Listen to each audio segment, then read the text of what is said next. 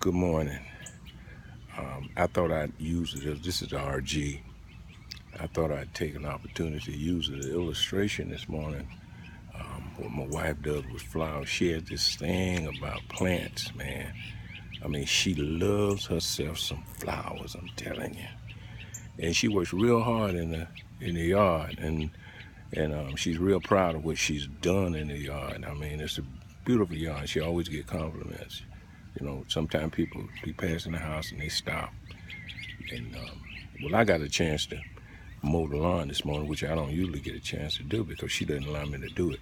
In our senior years, as you can see, I taught my sons to mow, and as they grew up and they left, and then I started back mowing. But in our senior years, she felt like that I cut her flowers, and so it's all right with me, because it's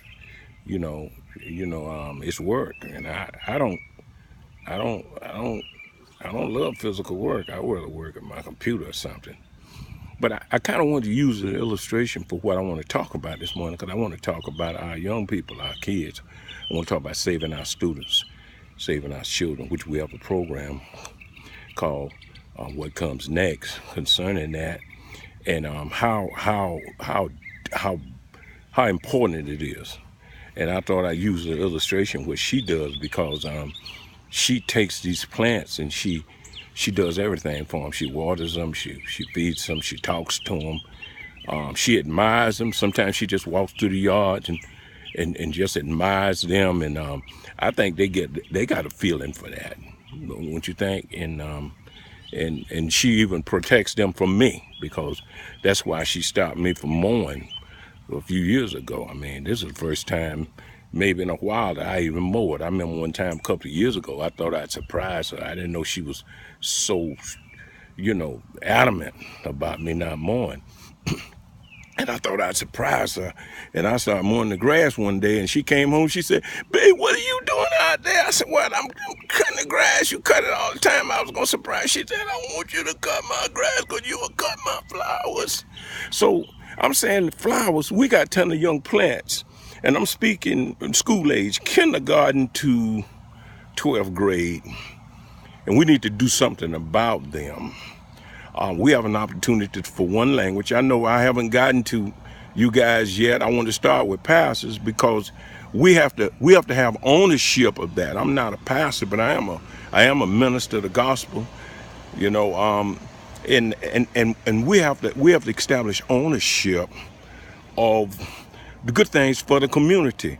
And when the Bible says take the gospel into all the world and make disciples of them, it means that we, in this day and time, we have to find strategies and ways and concepts even to do that.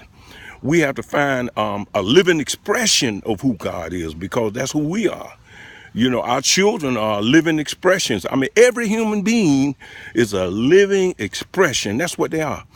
Every human being is an expression of God, a living, vital, breathing expression of God. It doesn't matter if they're not a Christian. It doesn't matter if they're Muslim or whatever faith they are. It doesn't matter if they are of no faith. If they say that, I don't even believe in God, I hate God, they're still living expressions of God. We have that commonality that we are divine. Each one of us is divine. And we owe it to ourselves and to our children to make sure that they grow up with that knowledge that they are divine, and give them an opportunity to live according to the divine, to live according to the love, joy, peace, long suffering, goodness, faith, meekness, temperance. Live according to the fruit of the Spirit. Bear fruit. We have an obligation to them to make sure that they are a tree planted by the rivers of water that bring forth their fruit in their season. And so we have this opportunity, and we have this program that we're going to be sharing it with you. We're starting with you guys, pastors. We're starting with you guys. I said we're starting with you guys. We're going to bring to you what comes next, because we're the ones that decide what comes next. Remember Joseph? God decided with him, gave him a dream, and showed him what comes next. And he showed though Joseph what comes next. Even though one thing about God, he doesn't explain things to us. And I think that's what gets us in trouble many times. God hasn't explained it to us. I see my wife fetching for me to move my car. I think I got her blocked in. But I'm gonna get back to this with you later. See you later. See how beautiful she does things. Then she do things beautiful and in time. Thank you.